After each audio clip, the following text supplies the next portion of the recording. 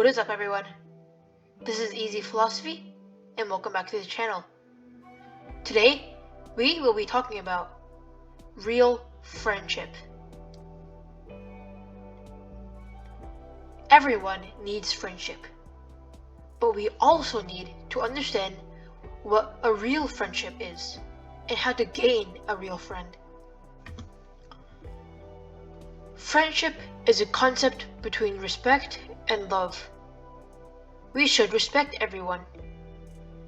If you want to be respected, then you must first respect others. Love is something beyond friendship. We all love our parents, and our parents love us. Our relationship with our parents is beyond being friends. While Aristotle's impact can still be felt in the many different subjects today, maybe the most accurate of his observations relate to friendship. He saw it as one of the true joys of life, and he felt that a life well lived needed to be built around such companionship. In his own words, in poverty as well as in other misfortunes, people suppose that friends are their only refuge, and friendship is a help to the young in saving them from error, just as it is also to the old, with a view to the care they require and their diminished capacity for action stemming from their weakness. It is a help also to those in their prime in performing noble actions, for two going together are better able to think and act. The accidental friendships. Aristotle outlined two kinds of common friendships that are more accidental than intentional. The first is a friendship of utility. In this kind of relationship, the two parties are not in it for the affection of one another, but more so because each party receives a benefit in exchange. It's not permanent in nature, and whenever the benefit ends, so does the relationship that brought the parties together. Aristotle observed this to be more common in older folks. An example of this would be a business or work relationship. You may enjoy the time you spend together, but once the situation changes, so does the nature of your connection.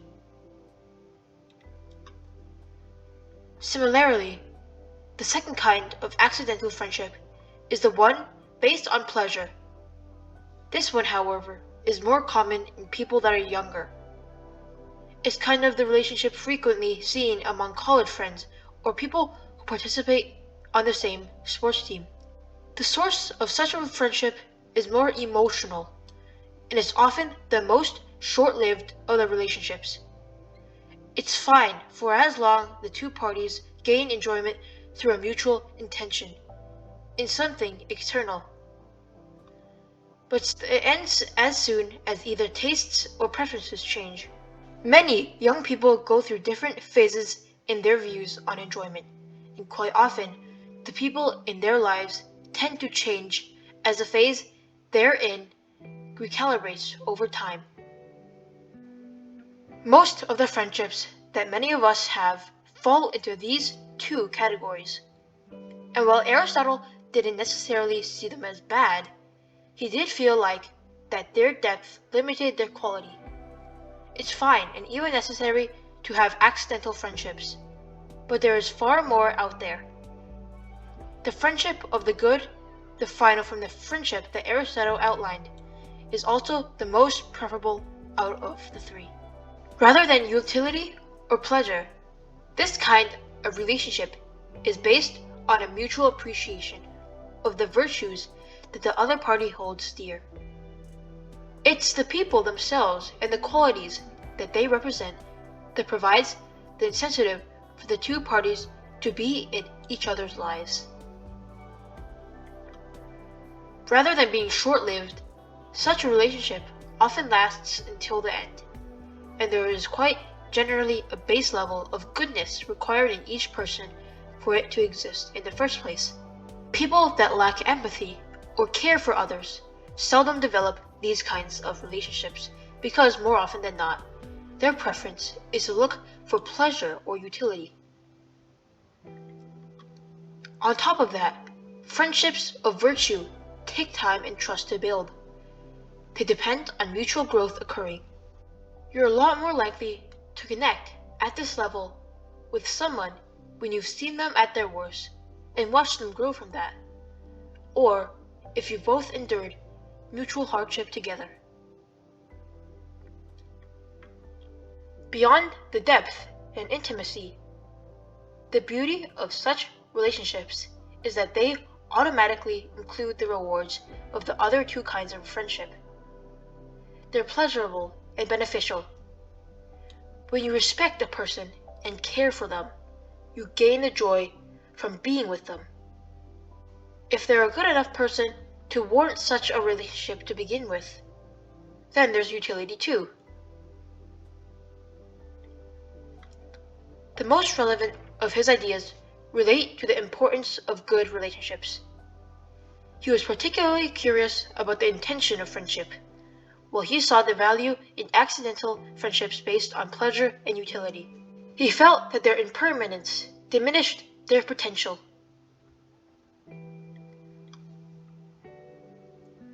They lacked depth and a solid foundation. Instead, he argued for the cultivation of virtuous friendships built with intention and based on mutual appreciation of character and goodness rather on some transactional value. He knew that such a friendship could only be strengthened over time and that if it did thrive, it would last for life. To Aristotle, few things came close to the value of such a relationship. It makes sense. At the end of the day, the bonds we forge with those close to us directly shape the quality of our lives. We are and we live through the people we spend time with. For most things, life is long enough. It is, however, too short for the wrong kinds of friendship.